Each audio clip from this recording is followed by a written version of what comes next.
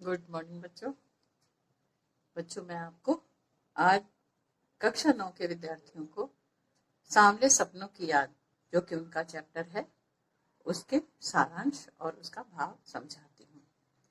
बच्चों, इसमें लिखने वाले जाबिर हुसैन जी हैं। उन्होंने कई आत्मकथाएं, संस्मरण, ये सब चीजें लिखी और उनके संस्मरण में ये भी एक अलौकिक संस्मरण है। आत्मकथा के रूप में उन्होंने इसको लिखा है, आत्मकथा और डायरी के रूप में। डायरी की तरह लिखा जाने वाला ये संस्मरण बच्चों एक पक्षी प्रेमी सालिम अली के बारे में बताता है। सांवले सपनों की याद। सांवला मतलब होता है कि धुंधलापन, जो एक हल्का सा धुंधलापन होता है कि कुछ चीजें जो अब धुंधली हो रही हैं। अब पक्षी प्रेमी कौन होगा? रंगों से भी मनुष्य के व्यवहार के बारे में पता किया जा सकता है। जैसे सांवला होना अर्थात कुछ धुंधली यादें होना, लाल पीला, ये भी आप मानव के बारे में प्रयोग करते हैं। लाल पीला होना, क्रोध में आ जाना, और उसका रंग सफेद पड़ गया अर्थात डर गया। तो इस तरह से कई चीजें होती हैं। तो ये सांवले सपनों की यादें अर्थात धुंधलाती हुई यादों के लिए लिखा गया है कि एक हुजूम आगे बढ़ रहा है। सालिम अली आज इस दुनिया में नहीं है, जो एक बहुत महान पक्षी प्रेमी थे। और बच्चों, वे आज अपने अंतहीन सफर की ओर आगे बढ़ रहे हैं। अंतहीन सफर, जो अब सफर कभी लौटकर नहीं आएगा, जो अब कभी समाप्त नहीं होगा। ये इस संसार से एक पक्षी प्रेमी का आखिरी पलायन है। लोग उनकी याद में आंसू बहा रहे हैं। हृदय की धड़कन देकर के भी इस पक्षी प्रेमी को अगर कोई बचाना चाहेगा तो नहीं बचा पाएगा। क्यों? क्योंकि आज वो अब उन्हें कोई नहीं रोक सकता। बिना रोक टोक की दुनिया में वो चले गए हैं।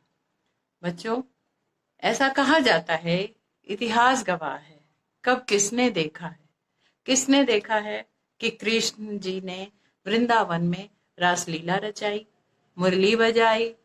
किसी ने देखा है? कब उन्होंने गोपियों के साथ शरारतें की, कब माखन खाया? ऐसा किसी ने नहीं देखा। परंतु जब मनुष्य यमुना नदी के काले पानी को देखता है तो उसे कृष्ण के बारे में सब वहां का वातावरण देखकर ऐसा एहसास होता है कि कब किस तरफ से शायद भगवान कृष्ण आ जाएंगे और प्रकट हो जाएंगे। ऐसा एहसास मनुष्य को होने लगता है कि कहीं से भी बंसी बजाएंगे और यहाँ के लोगों के पांव उस पर थिरकने लगेंगे। सालिम अली की आंखों पर दूरबीन चढ़ी रहती थी। बिना दूरबीन के उनको कोई शायद ही देख पाता हो। वो दूरबीन अब उनकी मौत के बाद ही उतरी। उन जैसा वर्ड वॉचर कोई इस दुनिया में नहीं हुआ है। वो पक्षी प्रेमी थे और ऐसा पक्षी प्रेमी शायद ही कोई बचा हो या हो, क्योंकि सालिम अली ऐसे व्यक्ति थे जिन्होंने प्रकृति को अपने प्रभाव में लिया। वे प्रकृति के प्रभाव में कभी नहीं पड़े। उनके जीवन में एक बार एक घटना घटी थी।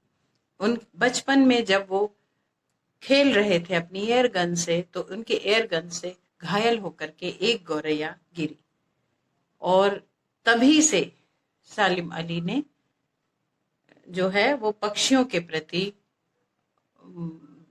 वो दया भाव उनमें जागृत हो गया। उन्होंने उस गौरैया को देखा और पक्षी प्रेमी बना दिया उनको प्रकृति ने।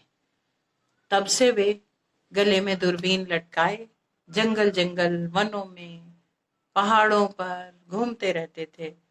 वे पक्षी की दुनिया में, बर्ड वाउचर की दुनिया में एक टापू बनकर नहीं रहे कि एक टापू के समान रहे। थोड़े ही जगहों पर उन्होंने ये प्रकृति देखी हो, पक्षियों का प्रेम देखा हो, पक्षियों के बारे में जाना हो, नहीं, उन्होंने एक अथाह सागर के रूप में वो उभरे, एक अथाह सागर बन करके वो उभरे। और अथाह सागर अर्थात उन्होंने पक्षियों के लिए बहुत भ्रमण किया, बहुत ज्ञान प्राप्त किया। बच्चों, उनके जीवन का एक रोमांचकारी अनुभव के बारे में बताती हूँ। एक बार वे साइलेंट वैली अर्थात को बचाने के लिए, साइलेंट वैली को रेगिस्तानी हवाओं से बचाने के लिए वे चौधरी चरण सिंह के पास गए। वे उस समय प्रधानमंत्री थे, चौधरी चरण सिंह। वे एक किसान के बेटे थे। तो जब इन्होंने साइलेंट वैली को रेगिस्तानी हवाओं, गर्म हवाओं के झोंकों से बचाने के लिए बताया कि पर्यावरण को इस तरह से बहुत ही नुकसान हो सकता है, तो ये सुन करके चौधरी चरण सिंह जी प्रधानमंत्री थे, उनकी आंखों में आंसू आ गए और उन्होंने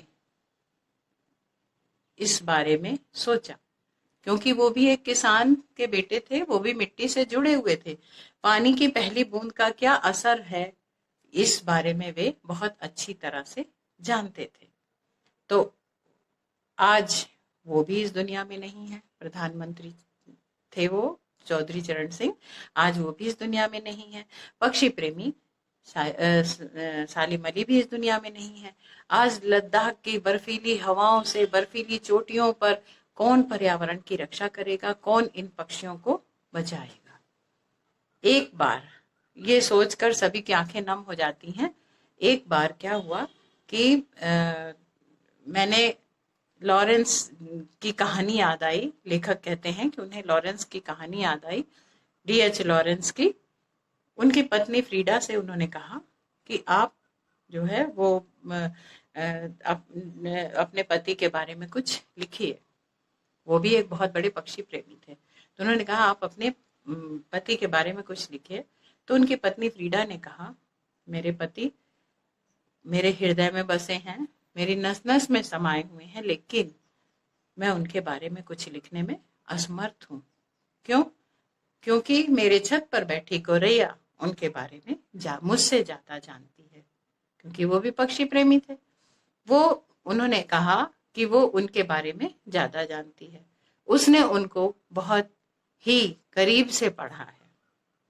तो इस तरह से उन्होंने उनके बारे में कहा कि मैं उनके बारे में कुछ भी लिखने में असमर्थ। बच्चों, सालिम अली जो थे वे पक्षियों की खोज करते करते अत्यधिक दुर्बल हो गए थे। 100 वर्ष की उम्र उन्होंने पार की थी और जंगलों में वे निरंतर पक्षियों को ढूंढते रहते और वे इसी में अत्यधिक दुर्बल हो गए थे। उनके गर्दन में पड़ी जो दूरबीन थी वो तब कभी ही शायद उतरती हो, और वो एक बहुत बड़े बर्ड्स वॉचर थे। फॉल ऑफ स्पैरो उन्होंने अपनी आत्मकथा का नाम रखा था, और सब लोग यही समझते हैं कि शायद ही अब सालिम अली लौट करके आएंगे। क्या ये उनका अंतहीन सफर था? क्या वो ऐसा लगता है कि पक्षियों की खोज में निकले हैं और पक्षियों की खोज में गए हैं? वे फिर आएंगे, वे फिर लौटेंगे। आज वो नहीं है तो उनके बिना पक्षियों की चिंता कौन करेगा? ये सोचकर सभी की आंखें नम हो जाती हैं। धन्यवाद।